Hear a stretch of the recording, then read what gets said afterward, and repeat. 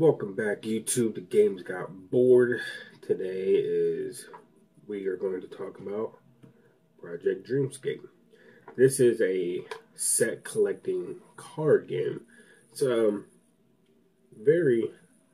theme of it's a little strange, but it makes sense. Like we're trying to control our dreams, and that's what the sets come into. Who has the biggest set? The longer set of you controlling your dreams is worth more points. This is the very first game I've ever backed on Kickstarter. So there's many more behind me that I backed on Kickstarter. This was my first. So let's unbox it, set it up, and talk about how you play Project Dreamscape. Thank you, YouTube. And now we're gonna do the setup, the unboxing, and the rule overview of Project Dreamscape. Now, when I set it up, when we played the game, when I backed it on Kickstarter, I got this nice mat. And this is basically so you don't have to set it up. This is basically you just put the mat out, put the cards on it, and you're ready to play. So, yeah, it's really nice. Nice material, and the artwork on it is really, really nice. So, but I'm going to show you how to set it up without that. So the first thing we open, we got the rulebook. Just pretty detailed, pretty nice. Gives you some examples of how you score. And it also has a solo variant, so you can actually play this game if you want it by yourself. It's pretty cool. You got a little scorekeeper thing right here, so if you under 50, tells you what you are, so you can always try to beat your record when you play. Pretty neat. Then you have these little tokens, and these are basically right here. So these are how much each card would cost when you buy it from the Dreamscape. So you would just start with 5 and 4, 3, 2, and 1. Now, there were 2 different kind of cards in here. I don't know if it's going to come, I don't know if the other set is going to come with the actual like non-Kickstarter one, but if you look right here on this card, you can see there's like 3 lines, and that's basically like a little expansion set for this game. So if you want to play, if it's your first time, you should just do it with the cards that have nothing on the sides. But since we played this before multiple times, we are going to add the ones with the lines on it too. So I usually don't play like that. There's a bunch of, it's a lot of cards. I usually play with about half to cut, otherwise it'd be pretty long, and then you'll run out of room on our table. So play about half, shuffle them up.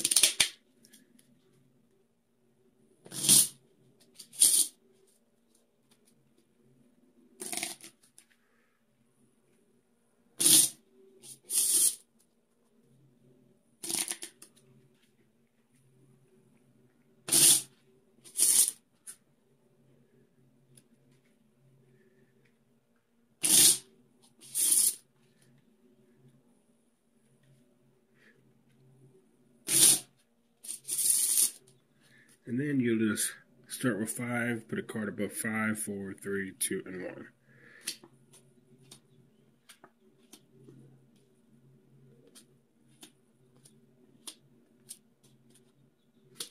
Oh, and I forgot to take that out. This is like a little key. It's a scoring table. So if your length is 2, then you score 2. If it's 3, you score 4. If it's 4, you score 6. So this is just a good reference so you can see during the game how many points you were sitting on.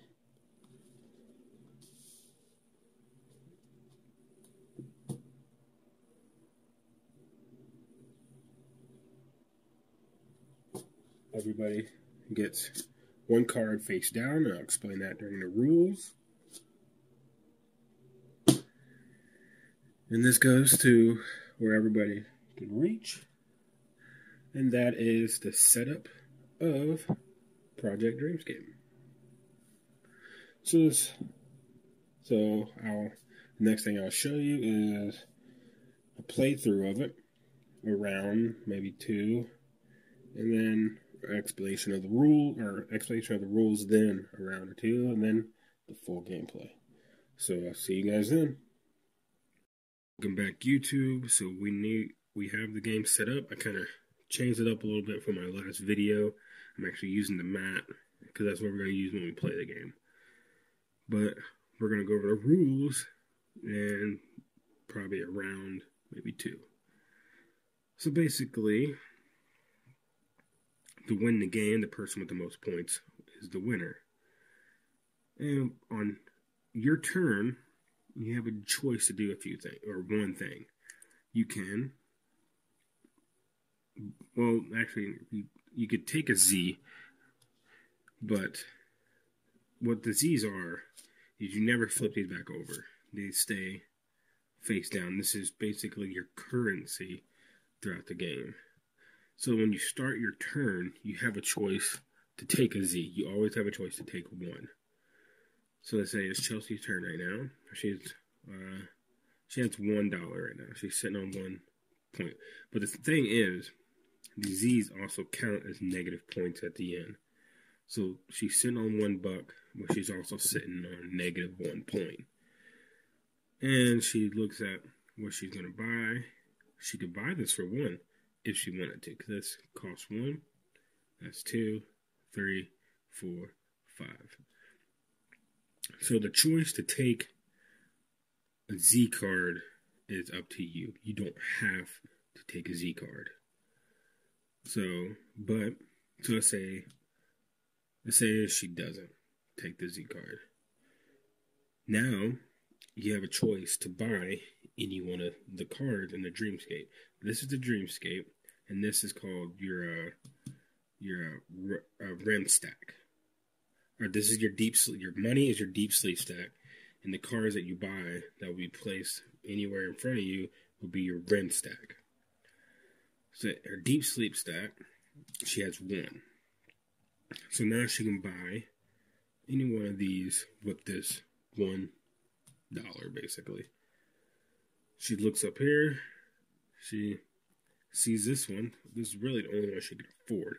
If you look at each card has 2 different dream types on them. Like this one has the shift dream on top and the invasion dreaming on the bottom. Now she has a choice to, say she bought this card. So she would basically turn that sideways to show that she spent that money. Now, so this is hers. So now she has to choose which ability to use. In the rules, it says when you set this down in front of you, the orientation doesn't matter. You can set it up or down, and it doesn't matter which area the card is. But the way we play it that if you want to, whatever one is on top, that's the ability you're choosing. So if I place it like this, I'm choosing to use that ability. If I place it like this, I'm choosing to use that ability. Just to make it a little tricky, because if you look at the scoring, so let's say I had these 2 cards and I had it like this. Well, the score, it doesn't matter if it's diagonally or not. So this will still count as one set. So this will technically be 2 points, because that's 2 of the same color. This will be another 2 points because it's 2 of the same color. It doesn't have to be like adjacent like that. So we always say that whatever one is on top is the card that is the ability that you're going to play. So let's say she looks at the cards, and if you look, each one is different. Like all the abilities each one has is a different ability. They all affect it in some kind of way. So you want to look at yours look at your opponent and try to figure out which of these two abilities will help you out the most. So if you look right here at the top one, it says discard up to 2 cards in the Dreamscape, shift all cards down, and then replace. So what that means is she can discard any 2 cards up here in the Dreamscape, and then, so let's say she discards these 2, and then she'll shift everything down, and then replace the 2. Or say she discards those 2 because she wanted. Let's say she wanted this card. So now this will shift down to 1 instead of 4. This will shift down to 2 instead of 5. And then she'll replace those 2 cards. And then she had the money, she can keep buying. So that's another thing. When you don't have to stop at 1 card. You just, when you at the beginning of your turn, if you do pick a Z, you'll just add it to your deep sleep stack. And once you do that, you have to at least buy 1 card from the Dreamscape, at least 1. So you always have to buy 1 card. But you can buy multiple cards as long as you have the money for it. And then if you look at this ability, so the invasion dreaming basically says, if it focus, swap the top card of opponent's rim stack with a card in the Dreamscape. So what that means is, say this is my rim stack right here. My top card would be the card, I played recently. So if I play that first, then I play that, this is considered my top card. So basically with this ability, she could take my top card off my rim stack and replace it with something else. And that is really not cool because it's really bad because she just ruined my set I had going here. Because if I had that, and so I had 2 matching sets, that's 2 points. But since she did that, now I have nothing matching, so I'm sitting on -1 again. So each card is at a different ability. And so basically you'll buy one, you'll put it in front of you as your rim stack, and that will end. Once you say you're done, or if you have no money left, that will end your turn. And then the next person will go. So I will see, I have a choice, and I'm going to take 1 coin, so I keep this face down. And so once you're done buying, so if you buy multiple cards, it never gets refilled. Like, these spots don't get refilled until you are done. So since she bought that, the 5, it'll just, next one will flip over, and then it's my turn. If she bought 2 of them like that, then this will slide down, this will come over, and then flip another one. And that is Project Dreamscape. And like I said, every card has a different ability. Like, pull a card from your rim stack and play it on top. So basically, you could pull any card from anywhere in your rim stack and just basically put it on top, so I can kind of continue a set. So maybe you got blocked off, and then you play this card, and then you can start that set again because you're able to put it back on top. Then you have something like this. Take a card in a Dreamscape, form one of its dream types, and then discard. So basically with this one, I'll pick any card up here, pick one of these abilities, and then once I do that, it's going to discard. So all these cards have different abilities. You want to find the ones that will help you out the most. Again, it's a very thinky game. For a small game, for what it is, there's a lot of thinking to it. It's like, what can I play that will help me, but then maybe stop the other person from completing their set. there's a lot of thinking in this game. So once, like let's say, there's 2 cards in here.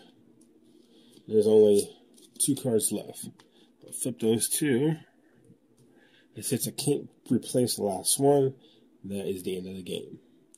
So now you would just tally up your scores. Like for, say,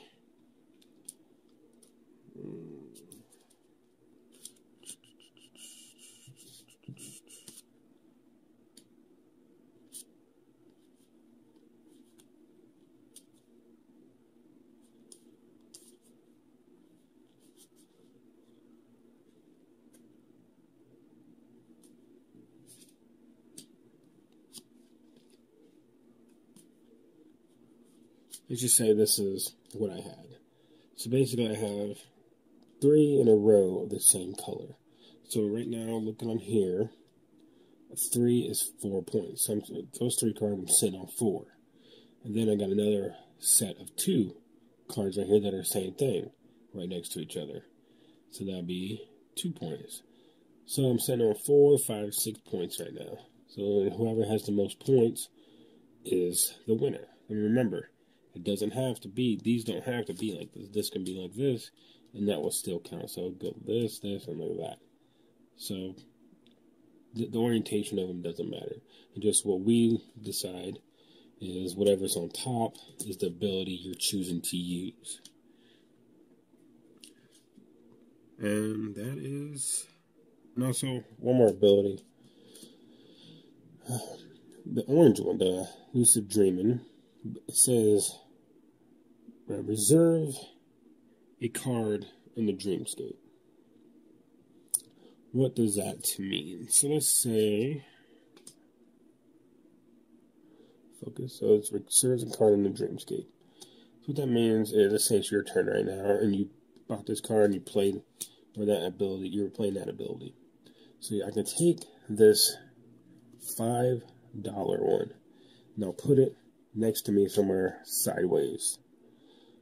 And on my next turn, this will turn back up, and I can purchase this for $1.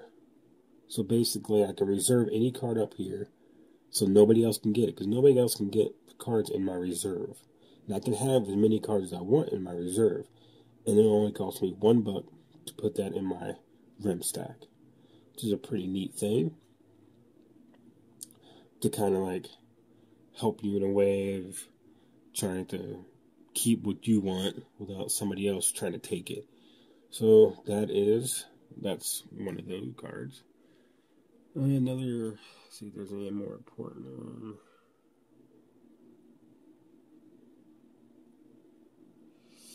I think that is it. So that is Project Dreamscape. That is how you play. That is the scoring.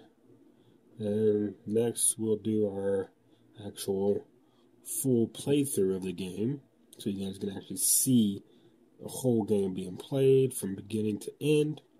And we'll do our review. So I hope you guys like this game. It's actually a very good game, but that's my review. Don't want to mess that up. So I'll see you guys next time. Thank you for watching. This has been Games Got Bored.